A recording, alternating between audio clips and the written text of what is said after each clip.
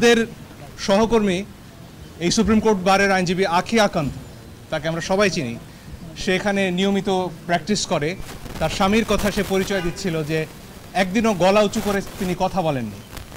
শেরপুরে ছিলেন, তার সন্তানকে স্নান করাচ্ছিলেন দুপুরবেলা, 100 পুলিশ এসেছে, তাকে ধরে নিয়ে গেছে, গায়ে কাপড়টা দেওয়ার সুযোগ দেওয়া হয়নি। কেন নেওয়া হয়েছে জানেন? কারণ সেই আখির স্বামীর ভাই নাকি বিএনপি করেন, এবং আজকে একই কার্ড খেলা হচ্ছে যে আমার বাবা কি করলেন সেজন্য আমি দায়ী।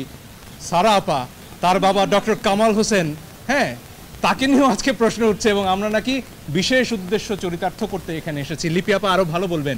সেদিন সকাল 9:15 যেদিন কালকে আমরা তো এই পিটিশন দায়ের করলাম, লিপি আপা বললেন যে বাচ্চারা তো ডাক দিয়েছে রাস্তায় নামার, এদেরকে তো আবার গুলি করবে, আমরা কি কিছু করতে পারি না? এই একটা প্রশ্ন থেকে একজন আইনজীবী হিসেবে দায়বদ্ধতা থেকে আমরা এসেছি। আধা ঘন্টার মধ্যে পিটিশন ড্রাফট করে আমরা বলেছি যেভাবে পারে যে পারে যেন এই গুলিটা থামানোর চেষ্টা করা হয়। আমরা আমাদের সন্তানদের রক্ষা করার জন্য এসেছি, কারো বাপের প্রয়োজনে আমরা এখানে আসিনি।